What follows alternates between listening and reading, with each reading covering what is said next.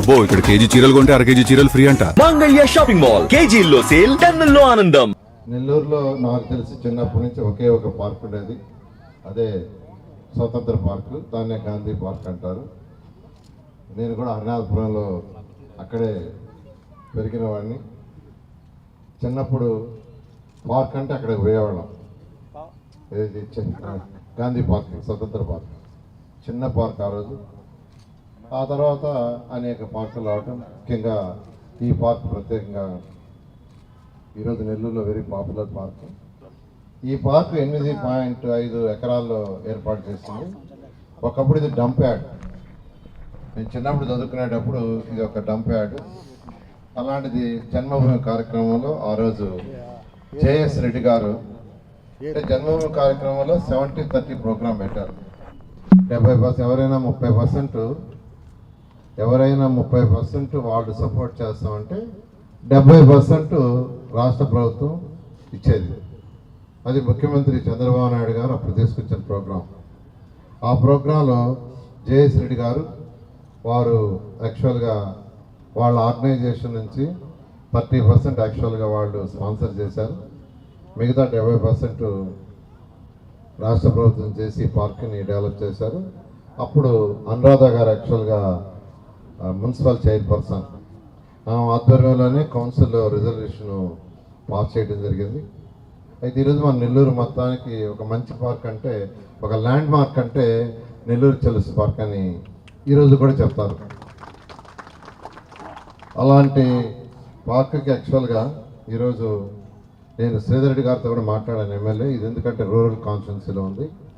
వారికి కూడా ఈ మధ్య చెప్పాను, ఈ పార్క్ని నేను స్పెషల్గా దీని మీద తీసుకొని డెవలప్ చేస్తానని వారికి చెప్పడం జరిగింది. ఇవాళ కూడా రమ్మంటే వేరే ప్రోగ్రాం ఉంటే వాళ్ళని నన్ను మీరు వెళ్ళండి అని వారు చెప్పడం జరిగింది. ఈ పార్క్ని డెవలప్ చేయడానికి మొన్న వచ్చినప్పుడు అడిగారు, 20 సంవత్సరాలు పూర్తయింది సార్, ఎందుకంటే ఇది 2000లో ఎస్టాబ్లిష్ చేసిన పార్కు. దీన్ని కొంత డెవలప్ చేయాలంటే నేను చెప్పాను, కన్సల్టెంట్ పంపిస్తాను, లియో కన్సల్ట్ అని ఇండియాలో బెస్ట్ కన్సల్టెంట్స్, వాళ్ళని పంపిస్తాను. వాళ్ళు వచ్చి మొత్తం స్టడీ చేస్తారు. స్టడీ చేసిన తర్వాత మీ కమిటీతో కూర్చొని డిస్కస్ చేస్తారు. డిస్కస్ చేసిన తర్వాత మీకేం కావాలో మీ సలహాలు చెప్పండి, వాళ్ళు ఏం చేస్తే బాగుంటుందో అవి చెప్తారు, డెవలప్ చేస్తారని వాళ్ళకి చెప్పడం జరిగింది. నేను త్వరలో పంపిస్తాను. పంపించిన తర్వాత కమిటీ వాళ్ళతో కూర్చొని చేయాల్సిందిగా నేను తెలియజేస్తున్నాను. ఈ లోపల నెల్లూరులో అన్ని పార్కులు డెవలప్ చేస్తున్నాం కాబట్టి ఇమీడియట్గా పృథ్వీ అని యాక్చువల్గా ఇక్కడే వచ్చిన్నారు.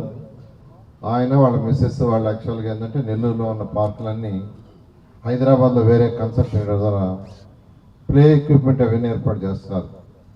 ఇమీడియట్గా ఒక ప్లే ఎక్విప్మెంట్ ఏర్పాటు చేయమంటే ఒకేసారి పిల్లలు ఆడుకునే 70 మంది ఆడుకునేటట్టుగా 28 లక్షలతో ఒక ఎక్విప్మెంట్ ఆల్రెడీ కొన్నాం. ఆ ఎక్విప్మెంట్ కూడా బయటే ట్రక్లో వచ్చిందంటే ఇప్పుడే చెప్పారు. అది రేపు నుంచి ఇన్స్టాల్ చేస్తారు. దాని కాస్ట్ 28 లక్షలు. 70 మంది పిల్లలు ఒకేసారి దాని మీద ఆడుకోవచ్చు. అది ఇనిషియల్గా ఏర్పాటు చేయడం జరిగింది.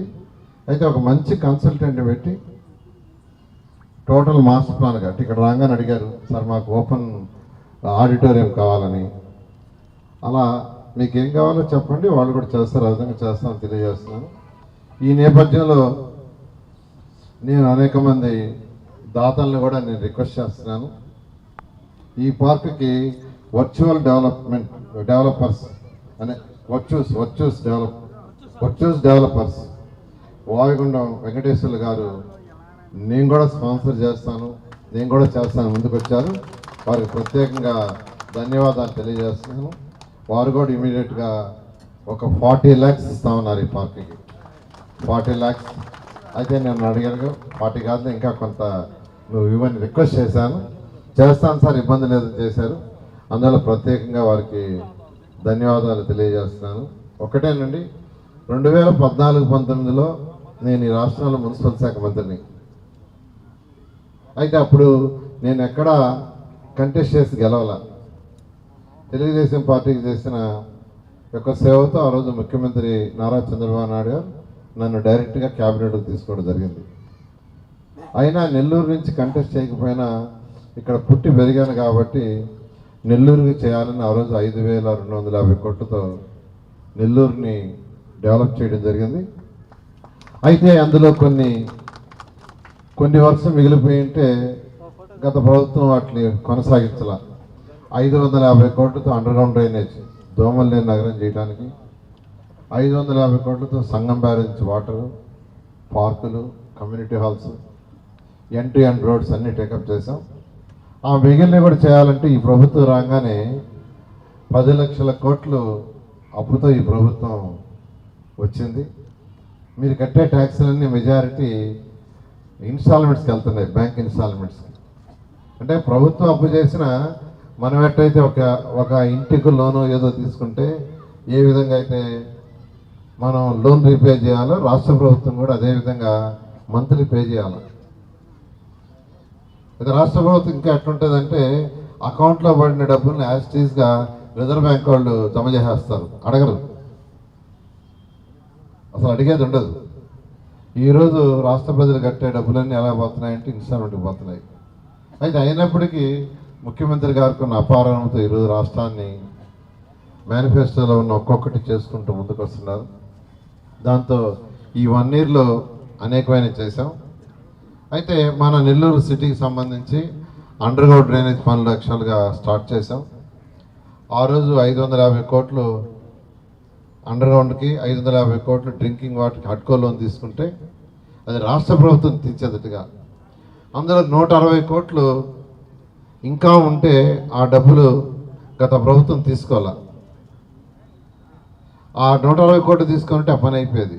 ఇప్పుడు ఆ 160 కోట్లు తీసుకోవాలంటే FRBM లిమిట్ అని స్టేట్ గవర్నమెంట్ గ్యారంటీ ఇవ్వాలి హడ్కోకి. ఈరోజు స్టేట్ గవర్నమెంట్ గ్యారంటీ ఇచ్చే స్టేజ్లో లేదు. అయినప్పటికీ ముఖ్యమంత్రి గారికి చెప్పాను, వర్క్ స్టార్ట్ చేయండి, త్వరలో ఏర్పాటు చేస్తా ఉన్నారు. ఆ వర్క్స్ కూడా టేకప్ చేశారు. డ్రింకింగ్ వాటర్ కూడా సంగం బ్యారేజ్ నుంచి వచ్చేది నిన్నే రివ్యూ చేశాను.